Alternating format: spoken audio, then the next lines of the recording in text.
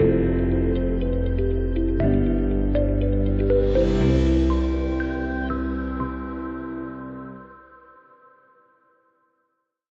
subject, as we said, is should preschools in India be regulated by central or state governments? Now, as you know, there are two opinions on this. One is that for all these years, they have not been regulated. Preschools have been outside the regulations over preschool education. In Chennai and in fact, in Chennai, it's already legislation has been introduced. Am I right? And Karnataka. And in Delhi, Mr. Arvind Kejriwal also wants to impose tuition fees and other regulations on preschool education. Now, the reason why we chose this subject is that government regulation of schools in many states, I'm talking about primary and secondary school, has been a failure because they have not been able to raise standards at all. Most of these government inspectors are not suitable for the job. We don't know how they've been appointed, and many of them are corrupt, and they turn a blind eye to all kinds of violations in environment, teaching, curriculum, etc., provided they're paid off. So the experience in primary school, as you know, in India, primary schools are in a very bad shape, especially government primary schools, which should be regulated obviously by government officials, and they're in very bad shape. Ditto with secondary school education. For example, in Karnataka, there was this policy that all primary schools had to teach only in Kannada up to class 5. And that went all the way to the Supreme Court. That matter was fought. And nevertheless, a lot of English medium schools sprang up, and there was a lot of bribery and corruption and all that. Finally, the Supreme Court has held that parents have the right to decide the medium of instruction for their children. So the Indian experience in regulation, whether it's in primary, secondary, or in higher education, has been very unsuccessful. As you know from the Pratham reports, children in class 5 in most primary schools, particularly government schools, can't read class 2 textbooks. But these are all supposedly regulated schools.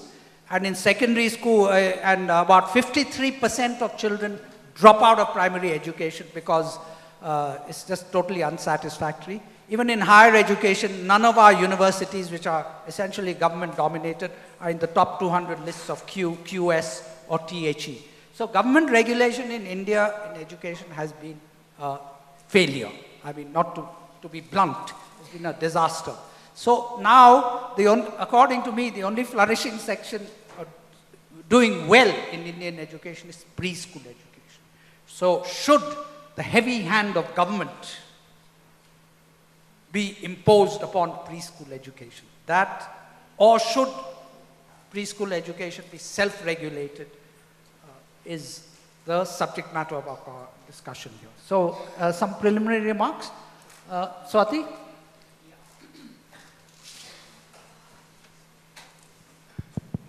I would like to start with two remarks.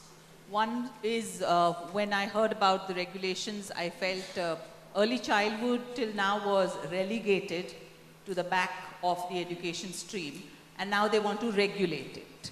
So I'm very curious to know the sudden change of mind and the sudden change of heart. Is it tied to their pockets? Number two, the world is not changed by opinion. It is changed by example. So what example has the government set with its own ICDS program that it now wants to come in and regulate private preschools? Is a big question that people who are sitting there making these regulations should be asking themselves. When you say ICDS, you mean the Anganwadis, absolutely, right? Absolutely. Because if you look into any country who has started regulating or started dictating terms to preschools which are owned by private players, the government-run preschools are set as an example. So if you take the example of Singapore, you have the PAP preschools, which are set up by the People's Action Party, which is a political party in Singapore. And if you go there, you will see the quality is there. We run schools now in Dubai, and we are run by a department called MOSA. So it doesn't dictate what the school has to do. It gives you some non-negotiables, that this is what early childhood centers should have, and this is what we will come and supervise, and you get your license renewed. So it kind of gives a kind of a responsibility to the nursery owner that I owe this to the parents and the children whom I'm taking in, but I'm not here to, give a hands-off treatment or anything. The government doesn't interfere in that way. My point of being against the regulations is one simple thing. If you've seen the regulations and the processes which have been started in Telangana or Karnataka or for that matter Tamil Nadu, it has all started first with the registration fee. So the government says you have to give us a 10,000 registration fee and we will regulate your schools. You have to give us a 10,000 fee and you can start a school. So that's where the starting point itself has been incorrect. Today, I think in January 18th in the Bangalore, in one of the newspapers it came that the government has now said it will not charge 25,000, it will charge 10,000 and the fee will be as per the, where the school is situated, which means if it's in the outskirts, it will be 5,000 and if it's a government owned or an NGO owned body, it will be 2,000. So right now, I can see more focus being put only on revenue. So that's why it is scaring the private players that first of all, you wanted to control the fees we charge. No government in the world controls fees. That is the first thing India needs to learn. That fees are always connected to quality. And all governments who have regulations give subsidy to the parents. So fees automatically doesn't become an issue out there. You can't afford, you take the government subsidy, but your child has to have certain hours which are necessary in an early childhood They center. can also go to the government preschools which are free, right? Absolutely. And, And which, as you said, are an Yes. example. They are an example. They are not a disgrace like the Absolutely. So the private preschools are naturally being targeted because they feel we are making all the money. So now I think it's chance we took your money from you. Let's not reduce it to that. You rightly said that it's the private players who have actually brought up the standard and quality of early childhood in this country. It's not done by the government. So just because now there are success stories, you want to get into the picture and you start with a revenue model. So you see, if you compare the regulations brought in by Tamil Nadu I think is saying 15 per class. And today Karnataka is saying 30 per class. So this government has passed a policy, the national policy on early childhood education. Why are those 10 non-negotiables mentioned in the policy not made strict for all the state governments to implement? Are you trying to tell me that a child in Karnataka is different from a child in Chennai and a child in Mumbai? Why are we giving the state governments a free hand to change that policy? Because somebody asked up to Nan that are children the same around the world? Well, yes, in the first 5 years, the child is the same wherever he is born. So you cannot change these. As she said, even the parents can't make out who's child, right? So my main problem is these two things, that set an example first, and why are you reinventing the wheel? ECA has made a comparative study between 39 countries. We've put it up on our website, we've sent it to the government. I have written an open letter to the PM, which is there on my blog, shared all this, study what other countries are doing, how they have become a success or how they have failed, and then draft your own policy. And don't give so much of free hand to the state governments. Education of early childhood cannot be negotiated. These terms and conditions cannot be negotiated. A child is different only where his culture or his language is concerned. That's fine, let the governments change that. But you can't change, you know. So would you like to, what are the controls in Tamil Nadu, Jaya, which have been, what's the situation there? The situation in Tamil Nadu is a little different because we were asked by the government to, actually I was one of the person who was invited. There were a whole bunch of us actually part of ECA because we were there. And we were about 10 of us in this who sat on and they listened to us. And to be honest, not even once they talked about fee regulations. Okay? And So right even- now there's no fee regulation no, in, there is in no Tamil fee Nadu? No, Oh, none at all. okay. And they were listening really hard to what we were trying to tell. And because I agree with Swati, at the same time I beg to differ in one aspect, that unless and until there is some kind of a regulation, nobody wakes up to giving quality here. It is not self-regulated. If we But are the regulators like qualified enough to regulate? That's no, the no. point. All that I'm telling you is, I'll tell you, Mr. Shah, is that even here, you know that we have been having ECA there for over 1.5, 2 years, trying hard to get people together just to get self-regulated. We didn't even have 5 people as members. Then came this law where we were all given a summons. Overnight. Like, you know, we all were issued notices from the government that within 30 days, you better come and fix it or we are going to shut you down. But do we go to an advocate? Do we go here? Nobody cared about what they were doing. They were more worried about what if I'm shut down tomorrow. Within no time, ECA grew. People were willing to listen. So what I'm telling, well, you know, even though it is good to have people who can really do a good job, because So it is are not you a in bit- favor of, instead of government regulation, can ECA do the regulation? That's what I'm trying to tell. That's what we tried to do. We tried to do, because we do have this booklet which has safety measures. If we could only follow that, it has complete international standards. No, but does government accept that the Yes, they ECA should do the regulation? No. You see, the Bar Council of India regulates the legal profession. Correct. Right. So It's not the government. the So can the same thing happen in early I childhood think that education? panels like this, at least, you know, this is the very first time we were even invited to an education department in Chennai. In Tamil Nadu. I think that is the very first move. I think we have a chance. If this kind of conferences happen, if more pressure is on the government to just regulate, because we cannot, even though there are very good schools running, I know of umpteen number of schools who should be closed down. You know, because 0 to 6 is a very, very sensitive year, and we cannot just take it for granted, whether it is Anganwadi or private schools. It cannot be put under the business bracket. So if I understand correctly, you're in favor of self-regulation I through am. ECA? Through ECA, with the, as she said, there is some non-negotiable thing from the government so that people get scared and then they listen. So you want government to support ECA as a regulatory body? It could be ECA, it could be bodies like that. I don't want people to think that we are advocating ECA here. Or it could be a network of It association? could be the network where... I mean, does the Bar Council analogy sound good to you? I think so. Yeah? So even, you know, if you go abroad, because I was a licensing authority in New Jersey for Head Start, and even though the government is there, we ourselves have to self-regulate.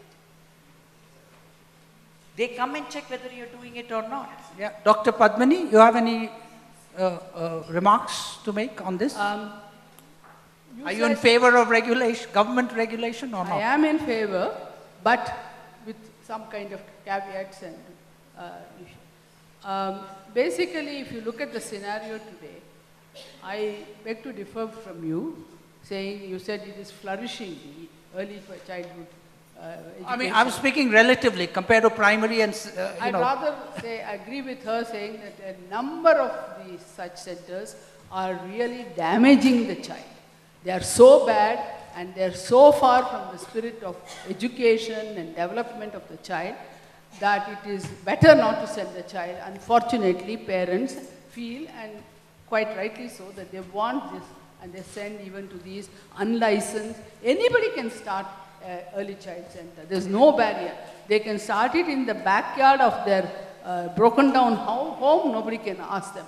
This kind of thing is happening in No, Bangalore. it's happening, but nobody is forcing parents to send children there, Yeah, right? this is the, you see, you have to understand the psyche of the thing. They say, I will teach English.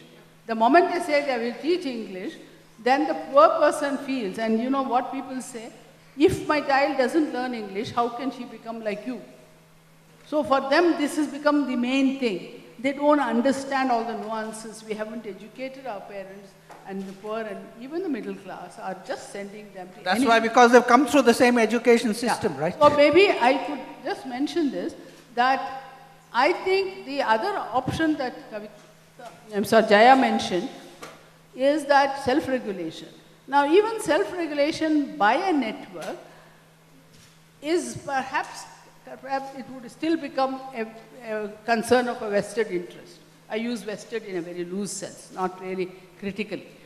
But if you look at the national ECCE policy, it clearly says that they will establish a national ECCE council with experts, academia, and government people, and they will also have state and district councils. Now, I think that kind of a body, and one of the functions is this kind of regulation, monitoring, and support. But they have all that in primary education, right? No, let me just say, just because it has failed somewhere else, you can't throw the baby out of the bathwater. Yes, primary education, and I agree with you, a lot of corruption, a lot of bribery, a lot of unnecessary red tape is there. But this is a chance they're asking us to come together and build it. And here, your advice and the experience of all the people who are doing good work should be built into this ECE Council. Now, you posed a question, why is it not left to the national? Unfortunately, education is not unfortunately, it is a state subject. So that is why it's a concurrent subject. A concurrent, yes. But then the states can therefore have their, so we can't argue with the constitution at this point of time.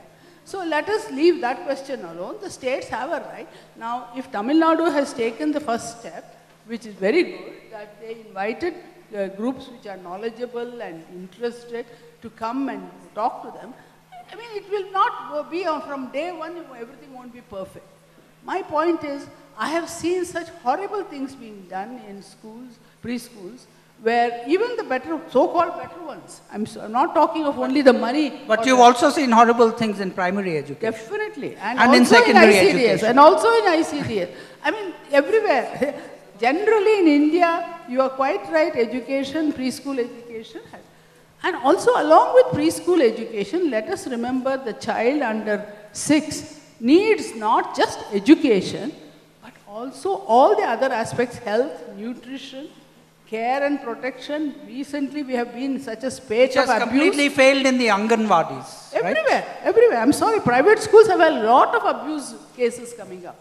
These, and you are talking of good private schools. Yes, there are some number of excellent private schools. Okay, so my point is also this, that unless you have a holistic approach and bring in the experience which theoretically ICDS tries to do, but many private schools ignore. This also is very important. Kavita, you have any? But I understand where the left is coming from. So you're right wing, yes.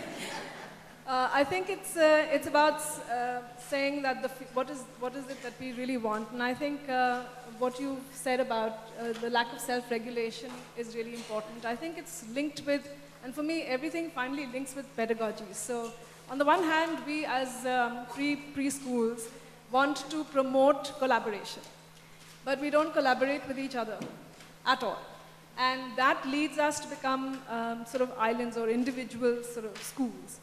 And the engagement with government seems to be in creating an enemy out of government.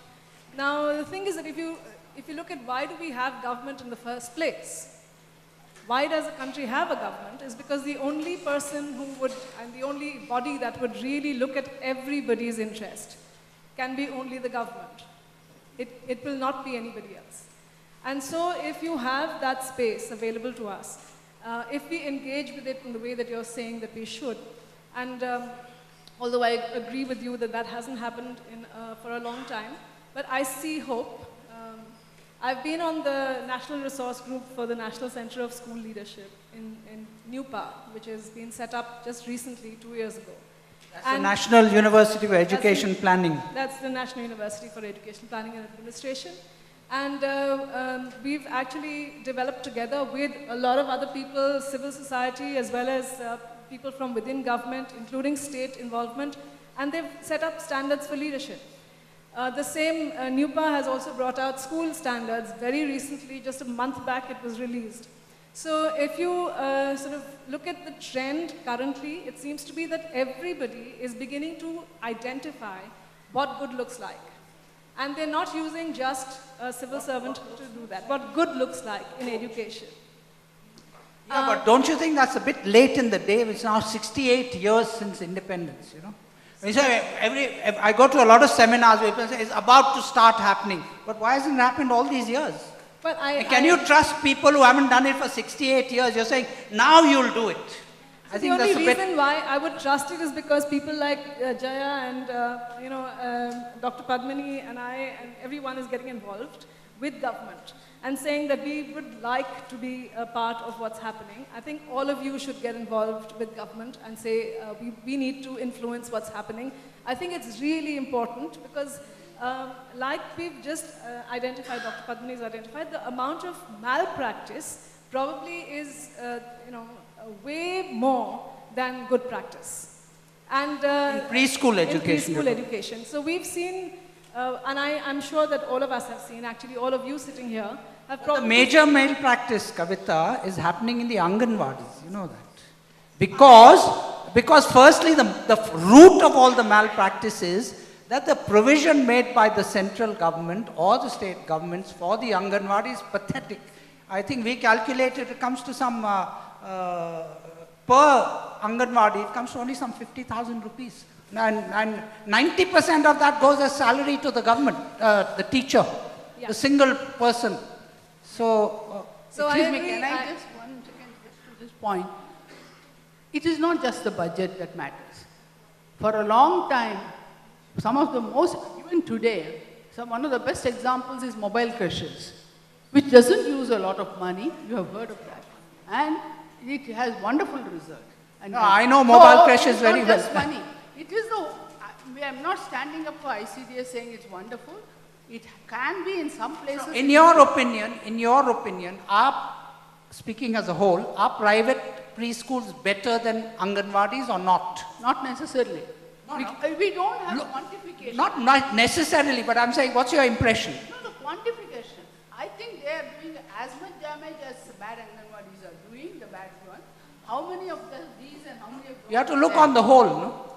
I'm sorry. You are putting me in a... So I think place where I no, but should not be. Yeah, I agree. I think that the problem is we don't have data on private schools.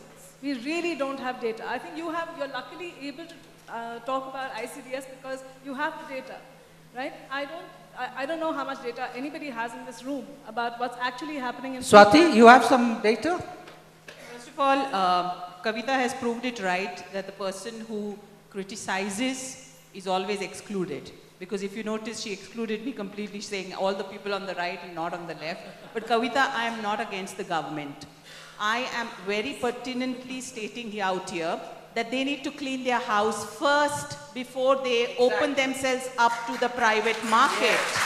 Because whatever hard work you or any people will put into regulations with the government will fail because their first step will be criticized that who are you to regulate us? What's your record? That's my point. I am not against the government because otherwise ECA wouldn't have joined hands with Tamil Nadu and helped them come out with this regulation. My point is the government has to realize that it's a big step to say we are regulating private preschools. Then when you say you are regulating, you are saying you understand quality, you understand teacher training, and then you will be asked what's the example. And that's where will be the first step the government will fail at. That's my point against the government. So regulation is a must because I'm against self-regulation, let me be very frank.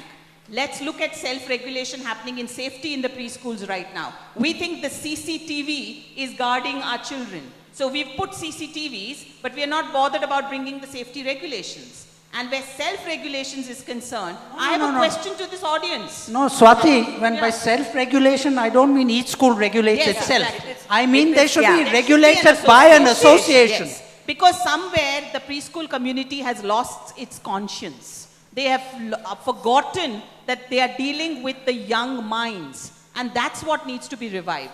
I have a question. All these people sitting out here are against government regulations, most of them at least. We have been beating ourselves blue, asking people to please become members of the Early Childhood Association so that we can strengthen our voice and support to the government. How many of you sitting here are ECA members? Half the audience. By the end Less of the than day, half. Yeah, the less rest than- of you need to become, because I really feel that there should be many voices that come together. Our point is not to prove that the government is wrong. Our point is to come together and prove to it what should be right. To be a That's strong what lobby, it should right? be. Exactly. Exactly, There to should be a strong lobby. Only when it pinches your pockets, don't wake up. It is time to understand that, as they said very rightly, a lot of private preschools are doing more harm. But who's allowing them to do harm? Where's their conscience? So that's where an association comes into the picture. We have made guidelines, quality guidelines, safety guidelines. We are asking schools, please do your self-assessment. And these are very good guidelines, and all schools should be doing it. You are opening yourselves up to government interference when you are not upholding your quality. It is media reports now which have pointed out that preschools are unsafe, preschools are going out of context in what they are teaching. You are opening yourselves out to that kind of criticism. And when it comes to primary education, I am sorry. Yes, you may say there is a lot of regulation and all. Why is the Pratham report always failing? Because education starts from the early years. Even the national policy says 4 and 5-year-olds need education. So that's where the concurrentness doesn't work. We are right now at the national level, the baby of the Women and Child Development Ministry. But suddenly when it comes to the state, we are the baby of the Education Department. Make up your mind, whose baby are we? Who's going to look after us? So that's where the whole problem starts. So it's very important for us to understand it's not for government or against government. It is for good practices and against good practices. So that's where, because in primary education, who's controlling primary education right now? And the major pressure coming on preschools is from the primary schools who tell us, do multiplication, do division, otherwise your child doesn't get admission to standard 1. I wrote to all education boards, CBSE, ICSE, why are you not reviewing what your schools are doing in standard 1 to the children? And they say, oh, we don't regulate till standard 7. So my question was then, who's regulating the primary schools? Because the pressure is coming from them. So that's what I'm saying. We need to get all these stakeholders together on board to understand actually the problems that the preschools are facing. It's not just about government coming into and bringing regulations. It has to be the pressure of public opinion, Absolutely. right? I think it should be the pressure from the parents. You know, the Pressure from the parents. Parents. Because the parents, as she said, you know, there is a choice for parents to put where they want. But as Swati rightly said, from the, you know, if the child has to go to some other big school, because we end with maximum, it's the kindergarten. Then the parents come and say, oh, so-and-so preschool taught them cursive writing. No, the point, I just want to add a point to the panel. Unfortunately, in India, self-regulation or any kind of regulation will not work without any kind of punitive measure. Exactly. Okay? So even if it's like a private body, you got to put punitive measures. Only And then it's it a will help work. we need Look from at the the helmet rule. The Bar Council of India Yeah. can expel a lawyer. Exactly. Yeah, so so- the same thing needs to apply here. Then it will work. No, but the ECA can recommend but expulsion. ECA has to be cannot recognized, write right? policy. ECA cannot write policy. The ECA cannot decide policy for the country. Yeah. That's what is important. That's why the government is required. Yes, it can, and it should. It can and help to must. frame the policy. It absolutely must. And it government. is being involved. It is being involved. That's my point. That I think that the willingness on our part to get involved is absolutely critical. If we don't get involved, I think then we don't really.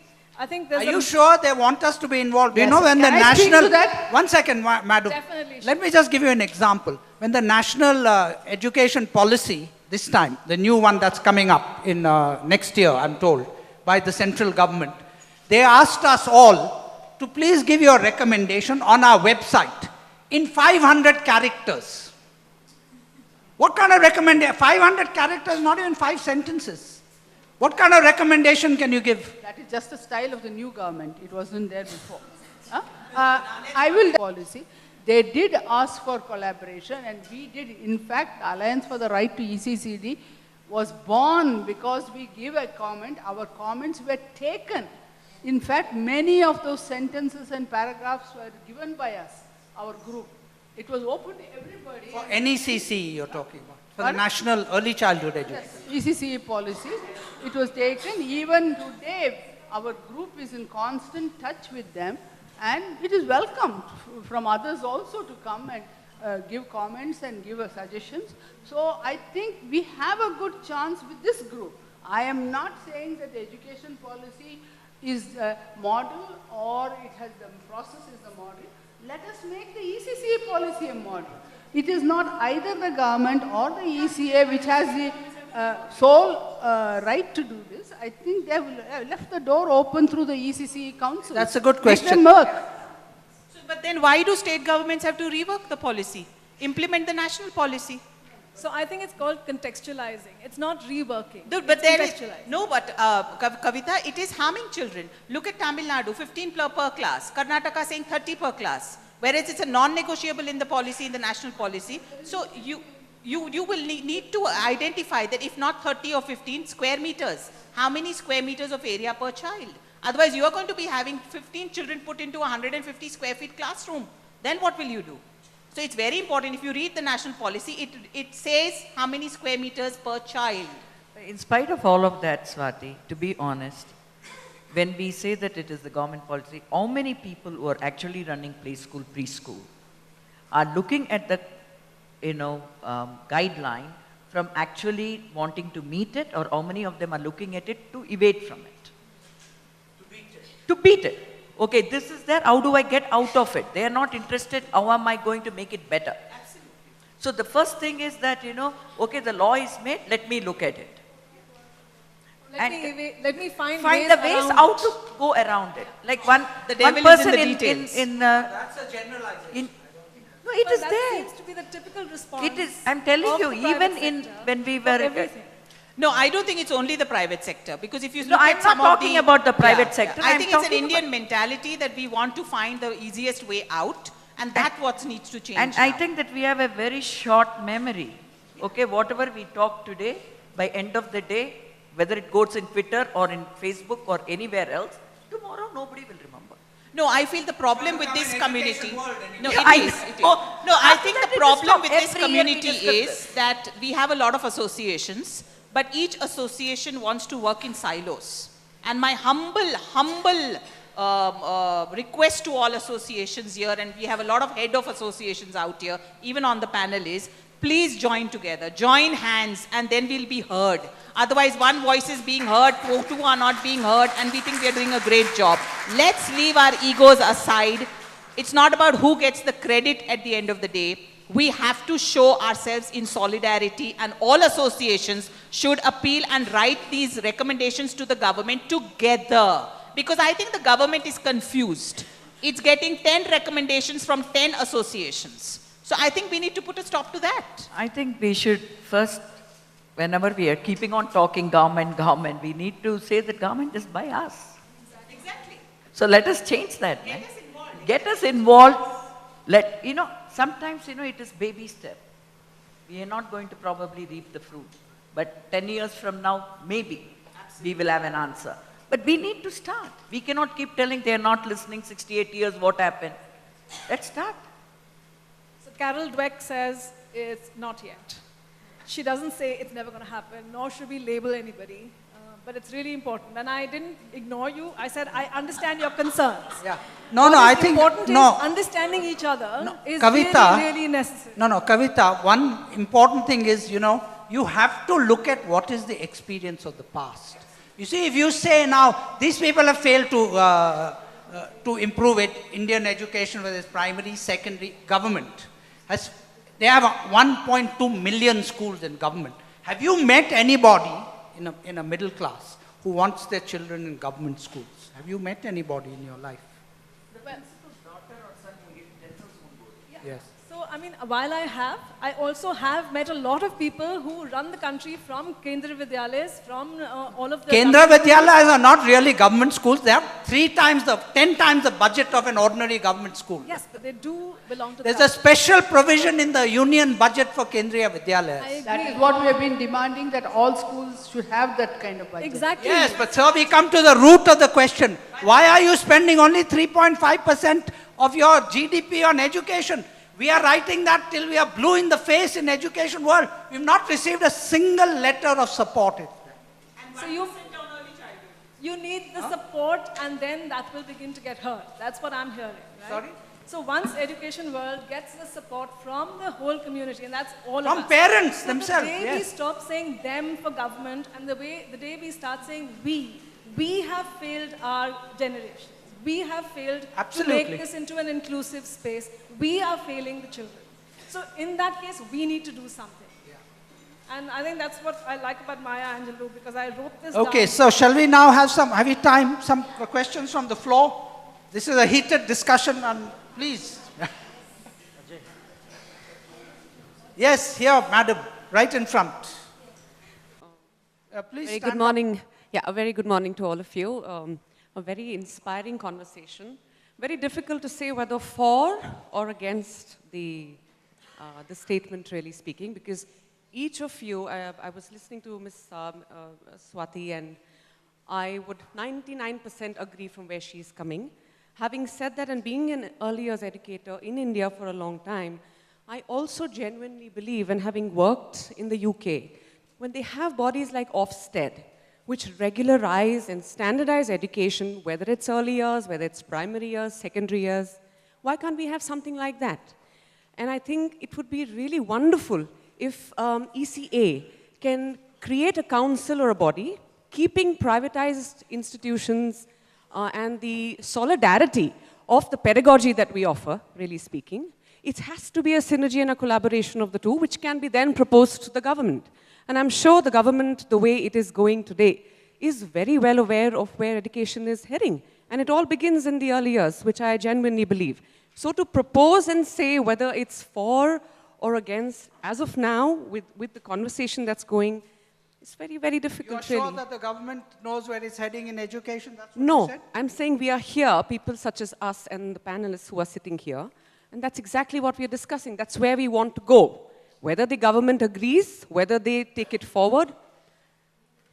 We have to, I think the point many panelists made is we have to educate the government about the importance of education. Exactly. And it all starts with making a bigger provision for education. Yes, and especially just- for public education. Yeah, and You just... know, in the United States and all, they're spending 7% of their GDP on education. We spend on, for the last 68 years, you're spending less than averaging 3.5. No, I wouldn't be aware of that, no.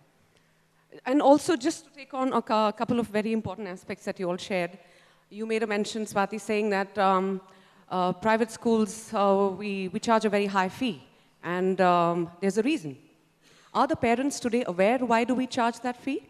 What kind of awareness are we giving to the parent community in early years and the importance of early years? Yeah, you know, Talking ECA of the middle class community that we are engaging.